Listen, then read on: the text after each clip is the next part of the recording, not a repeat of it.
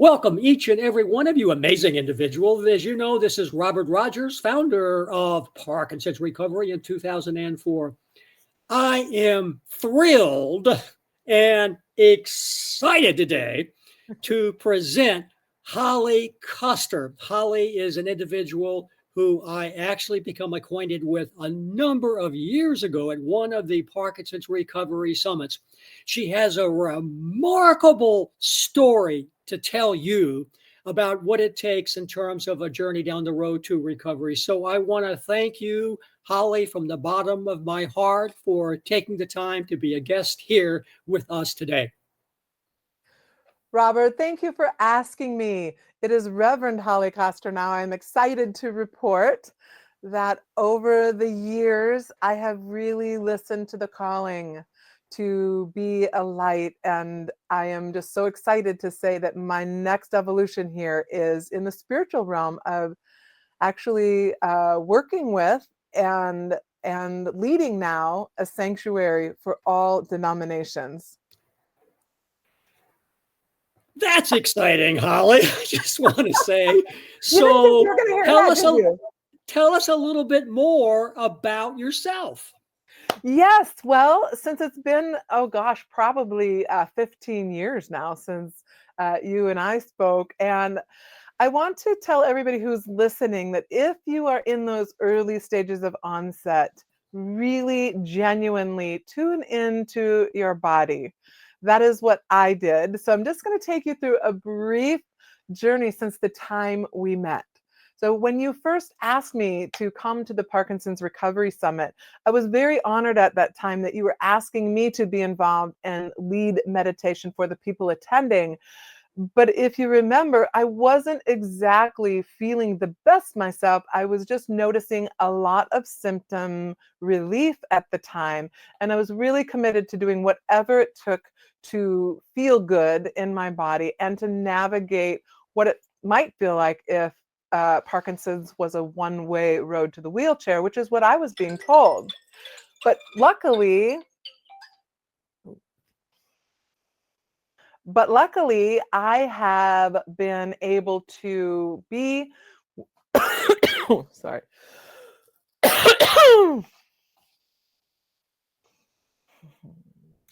I've been so blessed to be on a farm in those early years. I actually returned home so that my son could be with my parents because I was willing to go anywhere in the world. And you did take me a few places around the world in order to meet the people that would help me on my journey. So in about 5 years, I kept surrounded by meaningful people, some of whom I was excited to see you're still working with. Like Sherry Edwards was somebody who first did my voice print and taught me to be open to the fact that the frequencies are in my holograph that has been who I am since the beginning of time. And back then, it was information and science to me. Now it is a marriage of science and the spiritual work that I am learning about just by growing into my own soul. In those early days, I began farming because I was in a rural area where I am right now. We've since bought the farm in a good way, and I learned how to grow non-GMO food and to refurbish my land into a regenerative farm. I feel like nutrition, exercise, and a lot of healing modalities is what kept me on a path to choose recovery. And it is a daily choice. It continues to be a daily choice.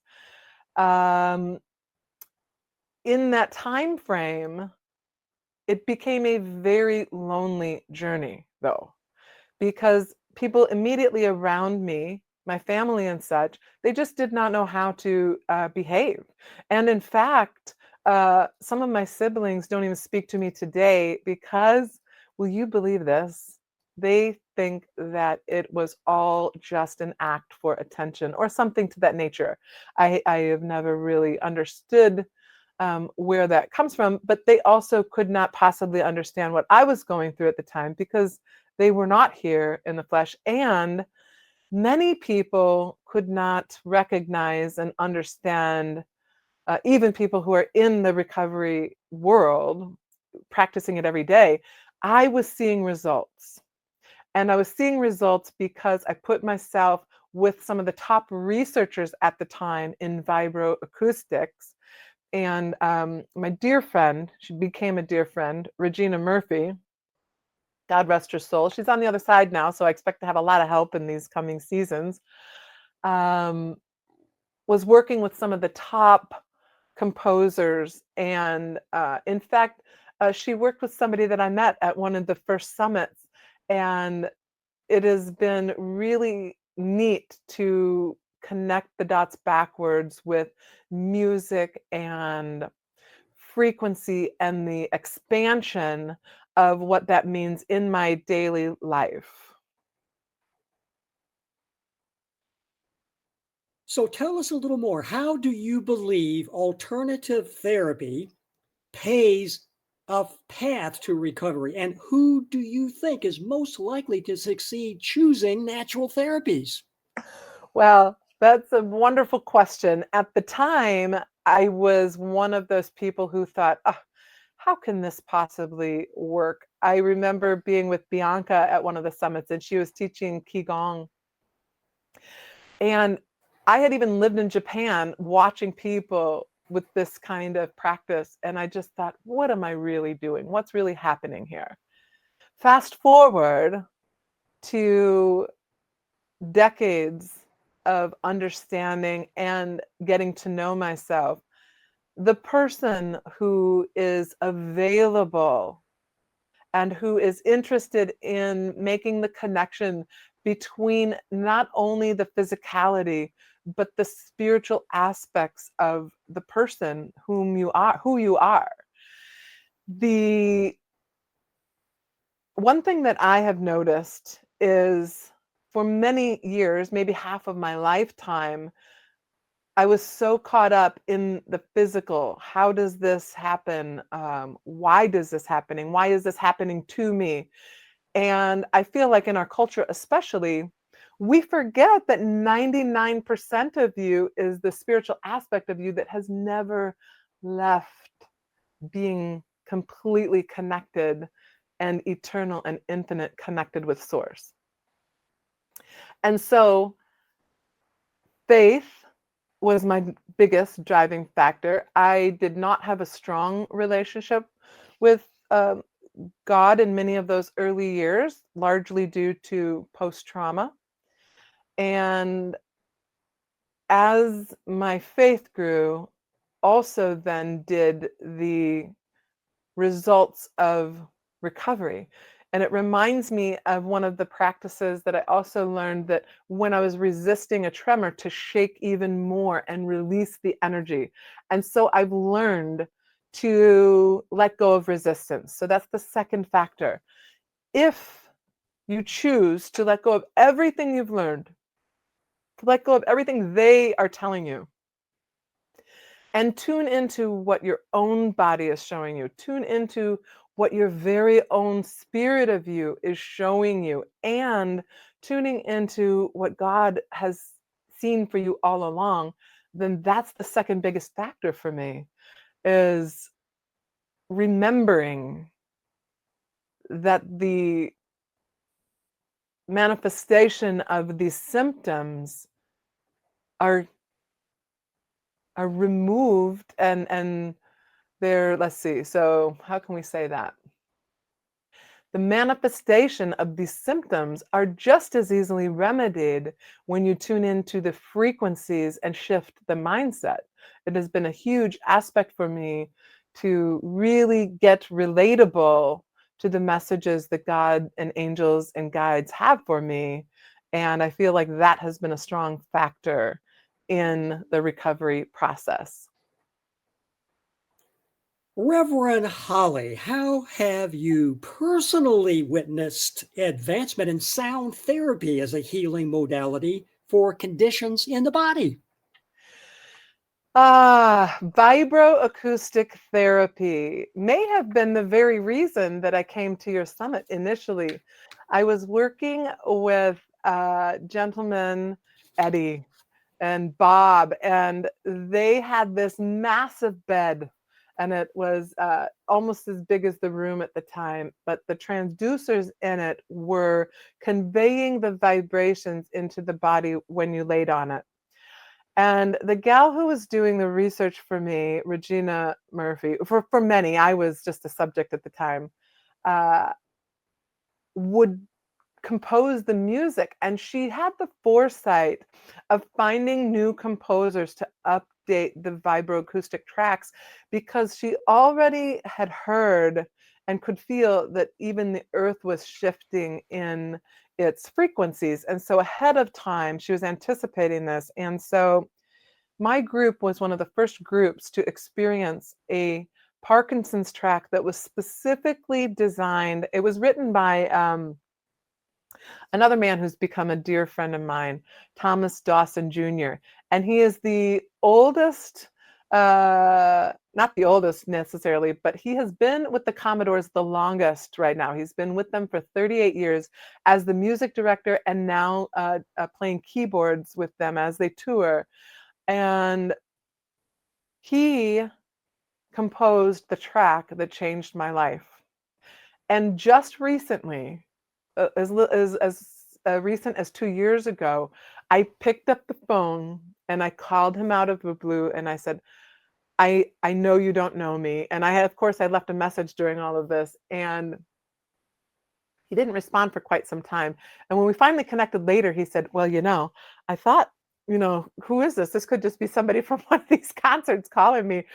It was not until I specifically mentioned the vibroacoustic therapy having such an impact, and the track that he wrote really being what I attribute to being the turning point for me. And it was easy for me to choose that as a turning point because I had been listening to these other tracks for over a year already. But when that track came across the vibroacoustic bed, I was noticeably able to I was noticing calmer symptoms in my body and more energy and more clarity in my head. And so over the years, the vibroacoustic bed became a mat that you sat on the chair, and then it became just bone conduction earphones that you could wear just like runners wear.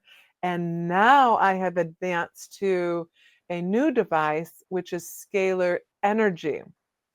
And it still works similarly, where it is amplifying energy through the music, but instead of waves, scalar energy actually has a whole much more multidimensional aspect. And I will leave that up for your listeners to look into. I am working with a really cool group out of Canada who actually create the device. And so I have one in my home, and it is what I use right now. Especially right now, I'm a little nervous about my health, just because there's so much more noise in the world. And so I am really careful to keep taking care of my body in the ways that I know are working for me. Reverend Holly, have you witnessed miracles in your line of work, leading people on their path to whole body healing?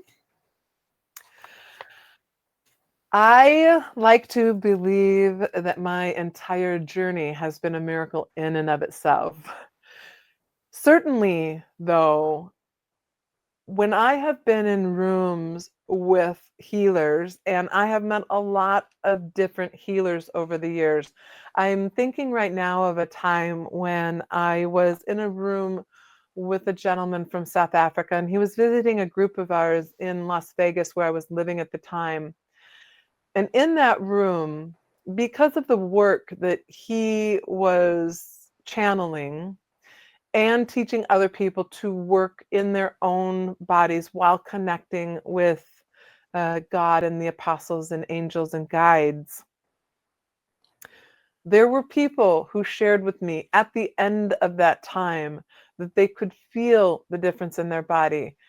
And I, the very next day, could stand up in a new way. I could feel the pain leave my back. I could feel my mobility increase. It was an experience that I will never forget, largely because while I was experiencing this learning, I saw a picture of Jesus Christ come through. And I thought, oh, now remember, I'm in my pessimist days at this time. I really did, this was some of my first exposure to any type of energetic healing or working with ascendant masters or all of the names that we give all of this incredible work where energy is coming from other dimensions. So I am in my chair, quiet. I am there next to with a friend. And I think, well, of course I'm going to see Jesus. This guy's talking about the apostles and ascendant masters. And I know I'm going to feel God. I was raised Catholic. And in that moment, Robert, while I was in resistance, it was as if a hand came down and touched the pond and ripples came out. And the image became a sepia toned etching that I had done in art class my sophomore or junior year of high school of a picture that I had etched of Jesus. And that was when I knew that message was for me and was from a place that is holy. And it is largely the day, not the day that I embraced my psychic abilities, but remembering that day is what had me embrace psychic abilities. I now call them innate abilities because there's just a lot of stigma around the word psychic. We all have access to this realm, and it is in that place where we listen openly, where we listen for messages that are only for us, exquisite energy that was designed exactly for me to see, hear, feel, and now at this time in my life to embody. And because of me experiencing whole body health right now and movement, and I have been mostly tremor free for well over 6 years now, I really look at every day as a miracle. And I feel like I am the miracle, that by listening and by following the messages that were being shown to me, that I get to experience that miracle of recovery that I really feel comes because of the faith that people have in wanting to expand into that biggest version of themselves that has been holy and sacred all along. Holly, tell us about the results of the original research you participated in with vibroacoustic therapy. Yes. So some of that I've just shared with you a little bit. Mm. That must be Regina talking. We'll etch that part out, Robert. Ah! Yes, I feel like I've shared a lot with you when I was just talking about the vibroacoustic mat and the evolution of the design itself. The most important result that I have learned in being with not only a group of us there, which I feel like maybe that was about 100 people. I was kind of on the outskirts of that research, but the results are in, and the result is the frequencies that we work with in sound therapy and many applications of sound therapy are expanding exponentially day to day. The technologies that are in place are quickly catching up. And the other thing that I've noticed right now, and many of you listening may feel the same way, is we don't know what to believe. We don't know what is true. We don't know if we're listening to AI or if it's a doctor really who's on the internet, because there's just so much access to technology that can lead us on. And so in some ways, The favor of that is a lot of people are trying new things because you don't know what to believe. So it's creating, in my opinion, a place, this little crevice where people will say, oh, I might as well just see if it works. And if people give it the 30 days or more, 3 years, 10 years, 20 years, however long it takes, then the advancement is going to be showing up more quickly than ever. One advancement that I just got to experience on a trip recently down to Asheville, North Carolina, is a technology called EE. And this also uses scalar energy, and they are screens in a room that light up light patterns, and that scalar energy is getting into your field and into your system and into your holograph. And what happens is a person can just relax, fall asleep, chit chat with your neighbor. There's nothing to do with these therapies. This is the most, it's exciting for me to think I can have the results. There's nothing to do when we're working with these vibroacoustic therapies or scalar energy or all of the names. Some people call it a Rasha device. I feel like we'll see many more devices coming out that will just be in your room, but also the original tracks that are now available on YouTube, on Regina's page still. It's just a simple way to put it in the background and have it playing on the TV. And so the advancement of the research, the acceptance of the different modalities of many more everyday people using them, that is going to be what gives us the evidence and the testimonies for how people are putting these technologies in place. And I will keep you posted because I have a device and I will be sharing it with a small group of people and duplicating some of the learning that I had with Regina back in Las Vegas many, many years ago, with a new group of people, not only experiencing Parkinson's disease, but also other conditions that people feel like are setting in physically. And we will work to explore how we can lift some of those when we intermingle the soul and the emotions and all of the processes that are available to move that energy.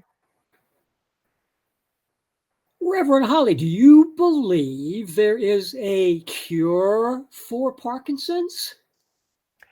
I love this question. I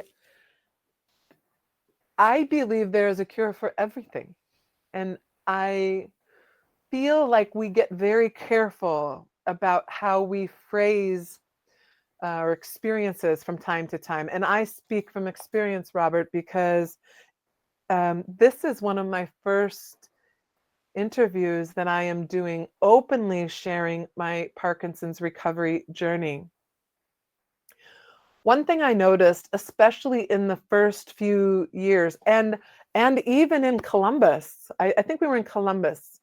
I know we were in Ohio, and I remember being at that summit and being outside, and there was a small pot of people that were really only there to protest that we were even having a summit,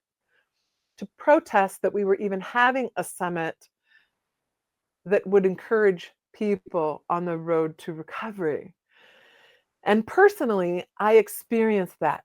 The more I would share how good I felt, the less I was accepted with the people who were experiencing the onset of Parkinson's. And then the people around me, my very own family, called me a liar or a fake or a phony or a con artist. And all of the names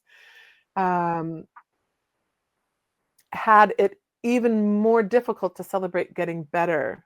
And so when I think about the cure for Parkinson's, it was really my reconnection with the spirit of me, surrounding myself with researchers who were actually at times, even Regina and her group, they were having threats on their life from time to time because of the impact, because they were clearing out the ICU at hospitals in Las Vegas by playing songs for babies that were in so much trouble. The impact was incredible. And so people are people. And um, it kept me from celebrating the fact that I feel good, the fact that I believe now that I am in charge of shifting my DNA. A lot of people who came to me over the years to learn meditation heard me use the term energetic DNA. And that was a lot of how I traversed and intersected with the solutions that were being brought to me largely by people who were also experiencing Parkinson's disease. In fact, I think almost everybody that I've worked with were themselves moving the symptoms out of their body and then redesigning the conversation. And then I have come to believe now that my DNA actually changes and shifts. And that is how I am having a different experience in my body, and certainly a different experience as I grow into my soul and quickly allow my emotions to be wherever they need to be and process through them.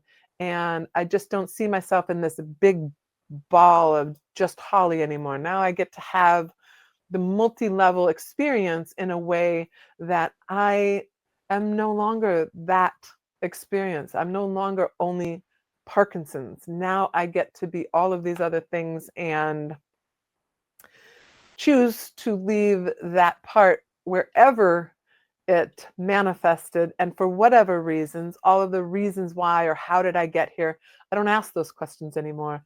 Now I focus on how do I get to be this day, this moment, and choosing it for my body, doing what I need for my body, doing what I need for my emotions, and certainly doing what I need for the soul of me to be where I navigate from here on out. Holly, you provided a fascinating overview of scalar energy. I know listeners would like to know what a person should look for to find it in their particular area where they live. Yes. So I know that a lot of the clinics that are coming across, they specifically call themselves, they do specifically say scalar energy. Okay. Great, Robert. It would be so exciting for me to hear from people that are looking for this kind of help along their path. What I am learning here in the Chicago area is that a lot of these spas and where people would typically go for Reiki or yoga are offering these EE devices. And so when a person is looking for scalar energy treatment, they might see something called Rasha or EE technology, and maybe places would just call it scalar energy. But the place to look is to find in your area any type of healing studio or healing arts clinic or healing arts therapy, holistic therapy, and then do a search term for those do those kind of therapy. And you'll find practitioners, because these practitioners are coming out of the woodwork because they're seeing the results for themselves and for each other. And so we're going to hear more and more about it as more devices become available. Right now, they're a little bit difficult to get. And so I think in certain areas, it might take a little longer to find them, but I will certainly include in our post when I will go back and find some of the greatest clinics from the recommendation of the group that I am working with so that I can include them for you. Awesome, Holly. So, what are your plans for the near future to expand awareness about these leading edge technologies? This is such a wonderful time in my life. As you learned earlier, I began farming as a means to grow my own food. And that was done here on the farm where I grew up in Illinois. When I wasn't sure where I was heading, but over the years, my son is now grown. He's 27 years old. And my mother, oh, okay, I just got distracted again. Ask me the question again, will you, Robert? So, what are your plans for the near future for all of these leading edge technologies? Where's everything headed? As God would have it, I love the term connecting the dots backwards. And my husband and I have been sharing this excitement lately. Husband is first excitement. I never planned on being anything other than a very proud single mother by choice. But about 7 years ago, I met the most incredible human being. Uh, I cannot, I know I'm a little biased, but to find somebody that is just so grounded and wholesome and genuinely loving me, and he loves the land. I married a fifth generation farmer. He farmed traditional corn and soybeans, but in learning about my experience, and because we bought the farm where I grew up when my mother passed away, we now have 5 acres of land that we are transitioning to organic. And when I talk about connecting the dots backwards, it is almost as if everything that I was doing for myself fits so beautifully under one umbrella.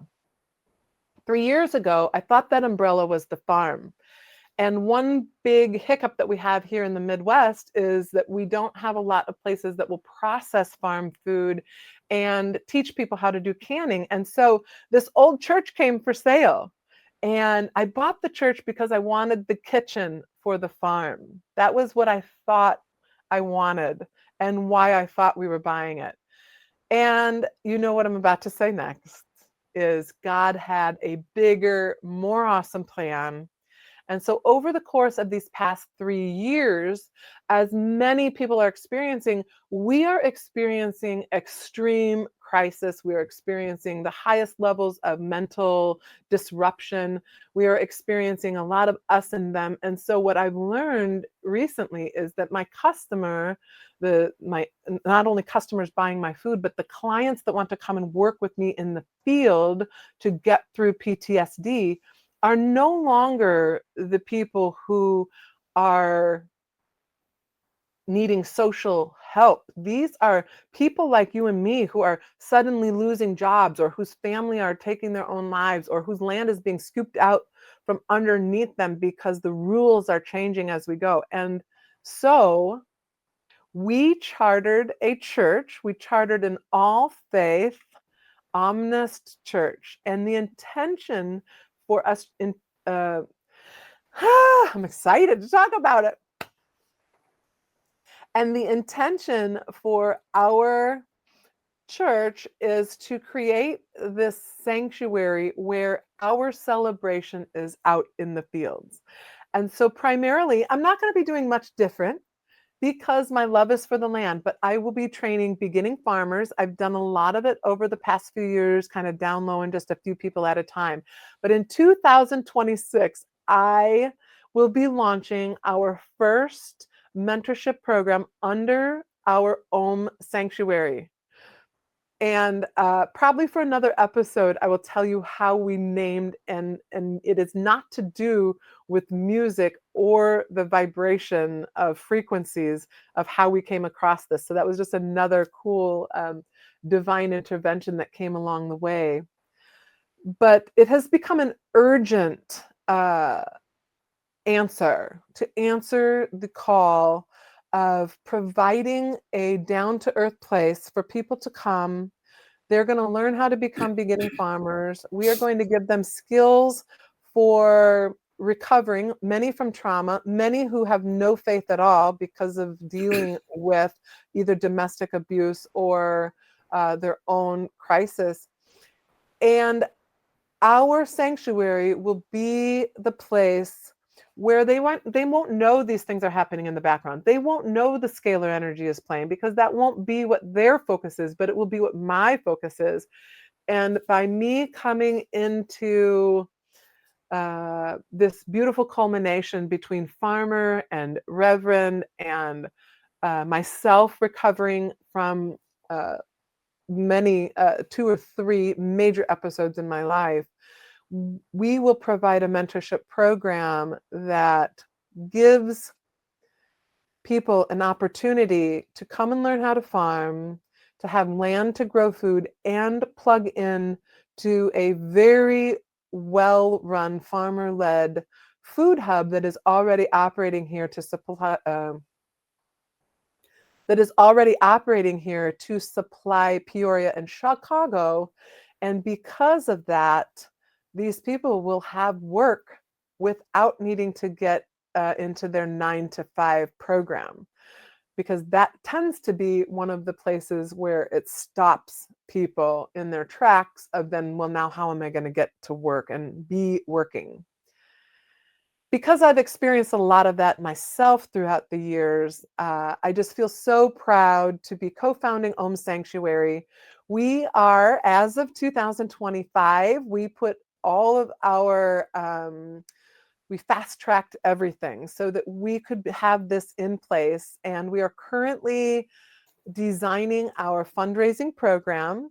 And so anybody can donate to our project just by visiting our website, which is livegrowgiveohms.org, and /donate takes you right to the page where we feature the projects that are current so that people can either donate to their particular mentee, or right now in 2025, we are eager to have our capital campaign met so that we can buy the church outright as a charity and redesign this church as a place for people to find a safe haven and, of course, have the scalar energy playing and be a wonderful place for delicious farm food and community potlucks. Holly, please spell that website address very, very slowly for listeners. Yes, I will. It's our motto: live, Live, grow, GROW, give, GIVEOHMS.org. My final question. So, as people have been awed and mesmerized by this amazing presentation by you over the last hour, when people think back on watching your presentation, what would you want them to most remember?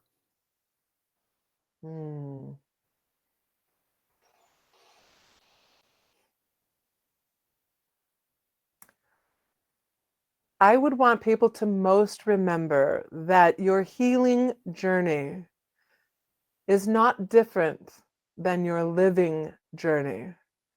And each day we choose to be alive. Each day we choose how to be alive. We choose which thoughts we want to pay attention to. We choose how to move.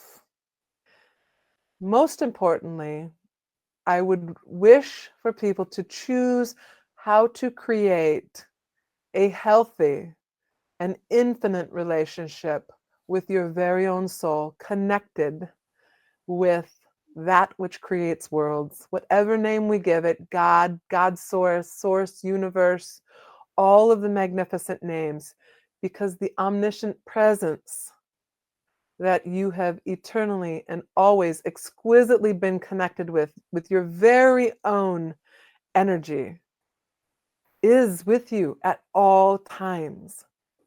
And remember that that is what you plug into to seek the direction, if the path that you wish to be on is to be that bridge toward leading a joyous, healthy, and holistic life. Holly Koster, Reverend Holly, thank you so much from the bottom of my heart and from the many members of Parkinson's Recovery community for taking the time to give this spectacular presentation today. You have motivated everyone. Thank you for having me, Robert. It feels so grateful. It feels so exciting for me to have the courage to stand in my recovery, and I hope to be a voice for you and for this program for many decades to come. And that's what's happening on the shores of the Puget Sound, where all the women are obviously smart, all the men are handsome, and all of the children are profoundly loved. Know that by virtue of the fact that you have watched and listened to this spectacular presentation by Reverend Holly Koster, that you indeed are traveling down the road to recovery using your own best instincts, intuition, and guidance. May you have a marvelous day.